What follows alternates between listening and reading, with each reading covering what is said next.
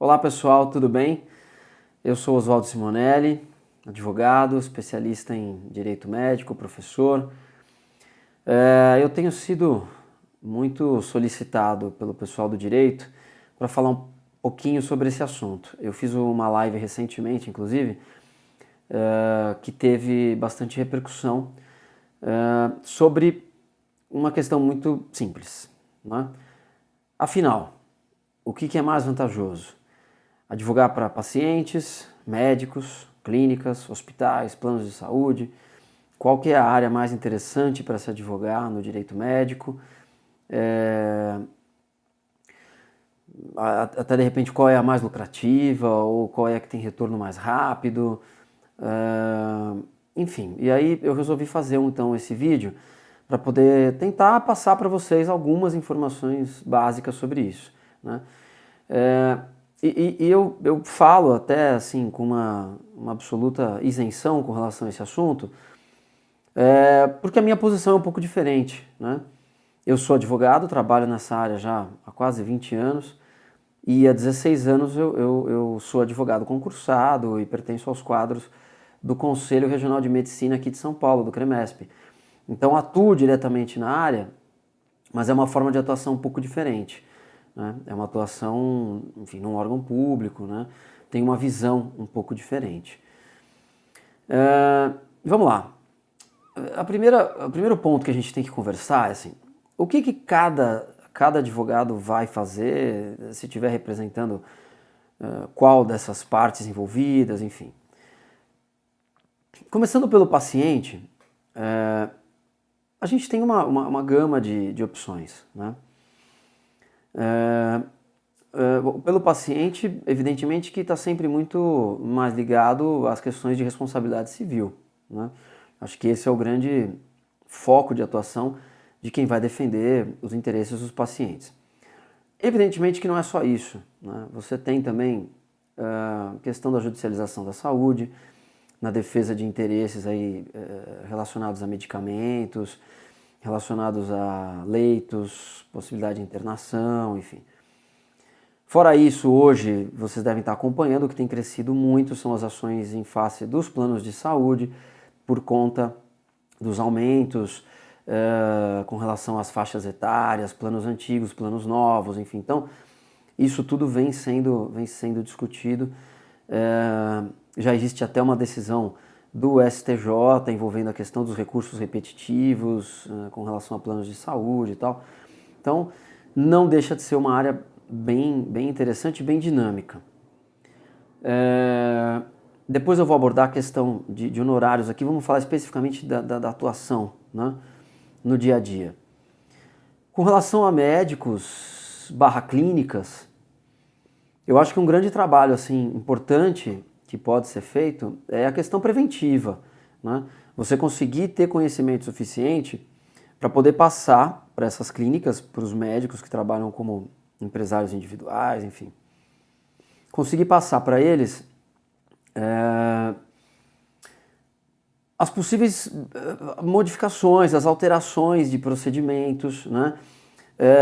Depois que você começa a ter um conhecimento, uma experiência legal, você consegue antever alguns problemas, né, que podem acontecer no ambiente de uma clínica, no ambiente do trabalho médico individual, né? Hoje tem questões muito interessantes, como a chamada pejotização, né? A grande maioria dos médicos hoje são obrigados a constituir empresas para poder trabalhar, inclusive como atividade fim nos hospitais e tal. E isso pode gerar uma demanda interessante com relação a reconhecimento de vínculo empregatício nesses casos, né? Além, obviamente, das defesas específicas, defesas junto ao conselho, defesas em ações judiciais de responsabilidade civil, processo penal, enfim, responsabilização penal. Isso, obviamente, é uma área muito específica. O penal, principalmente, é algo que exige um conhecimento um pouco mais profundo, né? Não dá para entrar na defesa processual penal sem conhecer exatamente. E também o próprio direito administrativo, né? Também não dá para imaginar que, porque vocês entendem aí de responsabilidade civil, conseguem atuar nessas outras áreas. Não é tão simples assim quanto parece. Mas também é um foco de atuação. Eu poderia colocar assim, basicamente a questão das demandas, né, e as questões preventivas, né? O preventivo no direito médico é extremamente importante. Para hospitais é uma atuação um pouco mais, eu diria até pesada, porque é aquela atuação mais corporativa, tem que pensar em outros fatores, né? As demandas contra os hospitais geralmente são mais pesadas. O consultivo dentro dos hospitais é uma área muito atuante, né? Então, sempre que surge uma dúvida, vai para o jurídico para dar um parecer, para dar uma opinião, como que o hospital deve se comportar em determinadas situações. A gente discutiu também em algumas lives aí que eu fiz no Instagram com relação à alta hospitalar, né? Tem várias dúvidas, paciente que foge do hospital, alta pedido, enfim, tudo isso vai parar no departamento jurídico do hospital. São os advogados internos que vão ter que dar uma solução para esses casos. Então, mas é uma atuação também muito interessante porque ela é dinâmica, né? São muitos assuntos que vão surgir no dia a dia, enfim, e vai sempre estar movimentando a atuação. Com relação a planos de saúde, eu acho que a gente pode colocar de maneira muito efetiva, assim, no dia a dia vocês vão ter basicamente defesas judiciais por conta das demandas, né? Como eu falei para vocês, é uma demanda que vem crescente, né? As ações contra os planos de saúde e as próprias defesas administrativas junto à ANS, por exemplo. Hoje também é comum, assim, o paciente não entra só com a ação judicial, ele faz uma representação, ele abre uma representação na ANS, né? E o plano tem que fazer essa defesa também lá, né, para esclarecer o que houve, por que houve a negativa, por que houve o aumento, se foi abusivo, se não foi abusivo, enfim. Tem toda essa atuação também. Então, além, obviamente, da ação estatal, quer dizer, tem as pessoas que têm a vocação para concurso público, né, então, procuradorias de município, procuradoria do estado, os próprios conselhos de medicina que hoje contratam por concurso público, né. Essa é uma atuação um pouco mais especializada, mas também é uma área extremamente interessante. Como é que, questão de honorários, assim, o pessoal me pergunta, curto prazo, médio prazo, longo prazo, né? Obviamente que trabalhando para o paciente, fica muito mais no campo, exceto algum paciente que tenha de fato uma condição financeira para poder arcar, né, com os honorários já de início, né? Você fica dependendo de criar uma carteira de clientes e a partir de um certo momento as suas ações vão começar a trazer resultado. Então você vai estabelecer alguns honorários aí com base no êxito, pode cobrar alguma coisa antecipado, pode estabelecer alguma forma, pelo menos para você ter uma condição para ir administrando os processos, né? Mas obviamente que o valor mais pesado ele virá do êxito, né? Do êxito nas demandas principalmente. E aí, na demanda civil, né? No penal você não vai ter nenhuma remuneração, a não ser depois da condenação, em alguns casos que você já pode executar no civil, né? A sentença criminal te dá esse direito. No administrativo não, no administrativo você não tem nenhum tipo de êxito, né? Pela atuação. Em hospital é meio óbvio, assim, você vai ter um salário, né? Você vai ter um salário, eventualmente você vai ter um honorário de sucumbência quando vitorioso em alguma ação, mas aí você vai negociar, na verdade, é o teu salário, a tua contraprestação mensal, né? Também há a possibilidade do teu escritório prestar serviço para os hospitais de maneira terceirizada. E aí é uma negociação contratual, normal, enfim, sem grande mistério. E para os planos de saúde, idem, é muito parecido. Ou você tem um escritório que vai prestar serviço para um plano de saúde, ou você vai trabalhar internamente. Internamente em plano de saúde também é legal, assim, você tem toda uma área, e nos hospitais também, você tem toda uma área de contratos, compras, né? Hospitais compram, fazem uma forma de licitação, de chamamento público para poder fazer, apesar de não serem necessariamente hospitais públicos, né? Os privados também adotam, então tem toda uma logística contratual, né, de editais, enfim. Então também tem esse viés. E a remuneração, hoje também um assunto que tem sido muito colocado é o compliance na área da saúde e tal. Então isso principalmente em indústria farmacêutica, que também é um foco interessante de trabalho, né? Mas em planos de saúde, nos próprios hospitais, por conta da influência da própria indústria farmacêutica e da relação dos médicos com órteses, próteses, enfim, a questão do compliance também tem sido muito, muito abordada.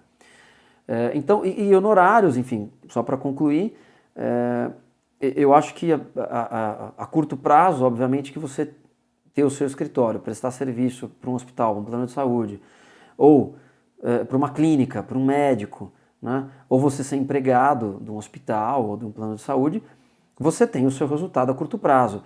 Mas não é um resultado em que você pode contar, por exemplo, como uma vitória em uma ação judicial. Porque aí você consegue ter um retorno, às vezes, de um valor alto, né, de uma só vez. Então, trazendo um retorno financeiro mais efetivo, enfim, algo mais substancial, né? Então, assim, isso aqui eu estou passando para tentar dar uma noção para vocês, tá? Evidentemente que daqui vão surgir muitas questões e aí vocês podem me acompanhar nas redes sociais, façam perguntas, né? Não se esqueçam, isso é importante assim, a partir do momento que vocês forem também aprimorando os conhecimentos e forem adquirindo mais conhecimento na área do direito médico, meio que naturalmente você vai acompanhando aquilo que você é mais vocacionado, entendeu? Tem gente que gosta da defesa do paciente, né? Acha extremamente importante defender o paciente, defender os direitos do paciente, né? Outra coisa legal também, assim, com relação à defesa de paciente, é a defesa coletiva de pacientes. Hoje a gente tem muitas associações. Você pega doenças específicas, né, em que você tem associações que defendem os interesses de um número X de pacientes, né, principalmente na defesa de novas tecnologias, na defesa de concessão de medicamentos em caráter coletivo, né. Essas associações têm um papel, às vezes, fundamental, né, e é muito legal advogar para elas, é muito interessante advogar para elas. Então, assim, de acordo, de repente, com o seu perfil, você vai conseguindo se encaixar melhor, né? Então, isso aqui é só um panorama inicial, assim, um panorama meio geral para vocês entenderem mais ou menos o que envolve cada ramo desse de advocacia dentro do direito médico, né? Então, não deixem de se inscrever aqui na página, deixem os seus comentários, me acompanhem nas redes sociais para a gente poder continuar debatendo, principalmente no Instagram, que é uma rede social mais dinâmica que eu tenho utilizado bastante, mas também tenho uma página no Facebook, né? Procurem sempre como Oswaldo Simonelli, que vocês vão localizar, tá bom? Espero que esse vídeo tenha ajudado a colocar um pouquinho de luz aí em quem está em dúvida com relação à atuação do direito médico.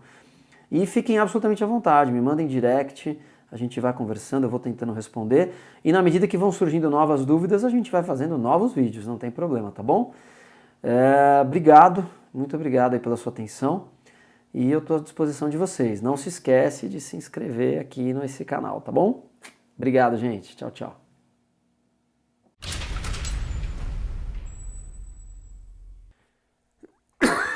Tem que fazer um corte aqui.